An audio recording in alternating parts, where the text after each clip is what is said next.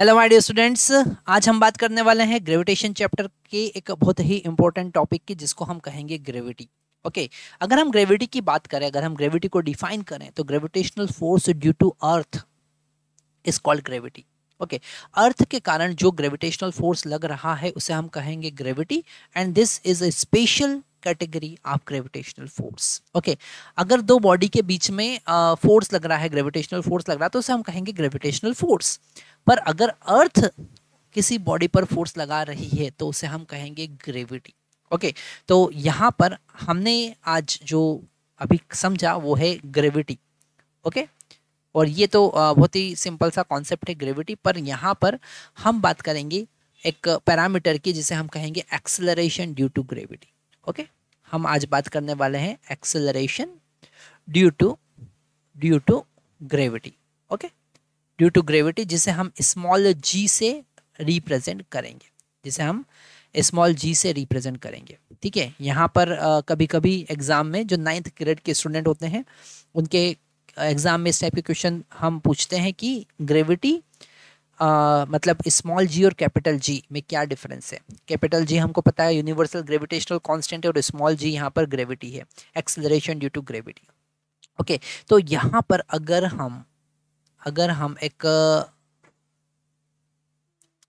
हम अर्थ कंसिडर करें जिसका मास m है और जिसका रेडियस है r, और इसके सरफेस पर एक कोई बॉडी हमने रखा हुआ है जिसका मास m है, तो इस पे जो ग्रेविटेशनल फोर्स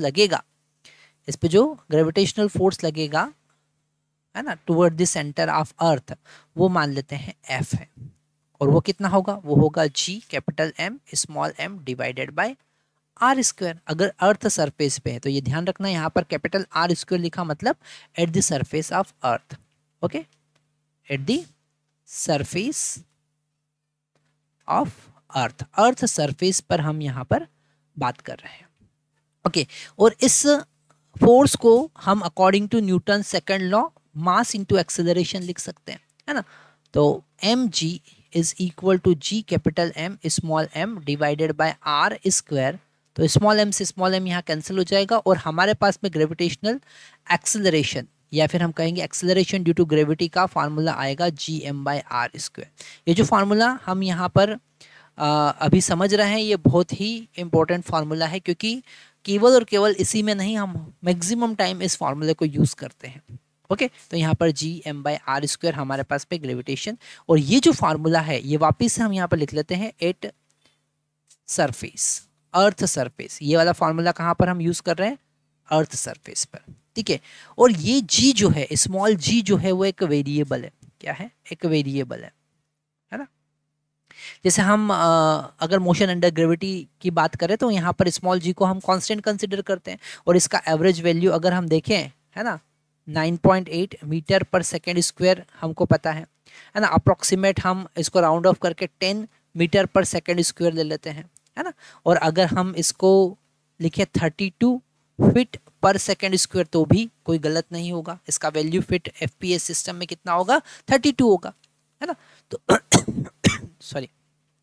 तो ये सारी वैल्यूज जो हैं, ये हम एवरेज वैल्यू कंसिडर करके चलते हैं, पर अर्थ के अलग अलग जगह पर, है ना। और अर्थ से अगर हम ऊपर जाते हैं, सरफेस से ऊपर जाते हैं, एल्टीट्यूड इंक्रीज करते हैं, या हम डेप्थ में जाते हैं, टुवर्ड द सेंटर अगर मूव करते हैं अर्थ के, तो ये जी का वैल्यू वेरी करता है। क्योंकि हमारा नेक्स्ट टॉपिक वही है जो हम नेक्स्ट वीडियो में कवर करने वाले हैं, उसे हम कहेंगे variation in G due to altitude, due to depth, due to rotation of earth, due to shape of earth, है ना। ये 4 केस हमको अलग अलग देखना है। आज हमने यहाँ पर जो देखा है g is equal to gm by R square, ये फार्मूला बड़ा इंपॉर्टेंट है। और यहाँ पर हमारे पास में अलग अलग टाइप के इंस्ट्रूमेंट होते हैं जिसकी हेल्प से हम अलग अलग जगह पर g का वैल्यू, स्मॉल g का वैल्यू कैलकुलेट कर सकते हैं। ये एक वेक्टर क्वांटिटी है और इसका डायरेक्शन हमेशा toward the centre of earth होता है। ओके। यहाँ पर स्मॉल जी का वैल्यू कैलकुलेट करने के लिए जो इंस्ट्रूमेंट जनरली हम यूज़ करते हैं, हमको पता है वो सिंपल पेंडुलम है। हमें पता है सिंपल पेंडुलम का टाइम पीरियड की हेल्प से हम स्मॉल जी का वैल्यू कैलकुलेट कर सकते हैं, और ये हमारे प्रैक्टिकल लिस्ट में भी है ना। हमको पता है कि हमारे जब हम प्रैक्टिकल परफॉर्म करते हैं, फिजिक्स के प्रैक्टिकल लैब में जाकर परफॉर्म करते हैं, तो उसमें एक प्रैक्टिकल हमारे पास में आता है सिंपल पेंडुलम, जिसमें हमको टी स्क्वायर और एल के बीच में ग्राफ प्लॉट करना पड़ता है और उसकी हेल्प से हम acceleration due to gravity G find करते हैं। ओके, और हमें यह भी पता होता है कि जो पेंडुलम का टाइम पीरियड है वो उसके बॉब के मास पे डिपेंड नहीं करता है। ये सारे प्रैक्टिकल हम जनरली परफॉर्म करते हैं, पर यहाँ पर स्मॉल जी के बारे में हमको सीखना है कि स्मॉल जी का वैल्यू जब हम चेक करेंगे तो एवरेज वैल्यू इसका 9.8 मीटर पर सेकेंड स्क्वायर आता है। पहली बात। दूसरी बात ये कि ये एक वेक्टर क्वांटिटी और एक वेरिएबल है। ओके, अच्छा, यहाँ पर अगर हम अर्थ का जो डेंसिटी है वो यूनिफॉर्म कंसिडर करें, ठीक है, अब हम बात कर रहे हैं इसका formula in terms of gravity. अगर हम डेंसिटी यूनिफॉर्म कंसिडर कर रहे तो हम लिख सकते हैं density is equal to mass upon volume.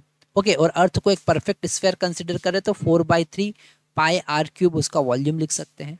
मतलब मास को हम यहाँ पर लिख सकते हैं 4/3 pi are cube into density rho, है ना। यहाँ पर अर्थ का डेंसिटी हम यूनिफॉर्म कंसिडर करके चलें तो इसका वैल्यू अगर इस फॉर्मूले में पुट करते हैं तो जी का वैल्यू हमारे पास में आएगा capital G into 4/3 pi are cube into rho divided by R square.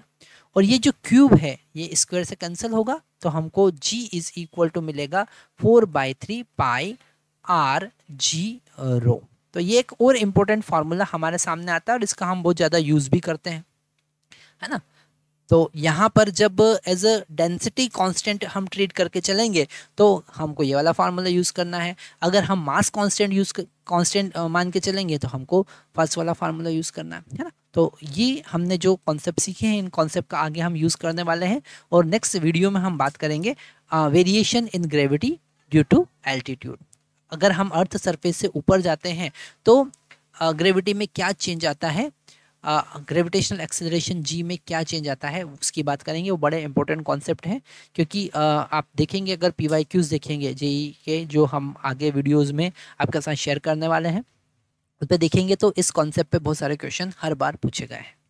Thank you very much.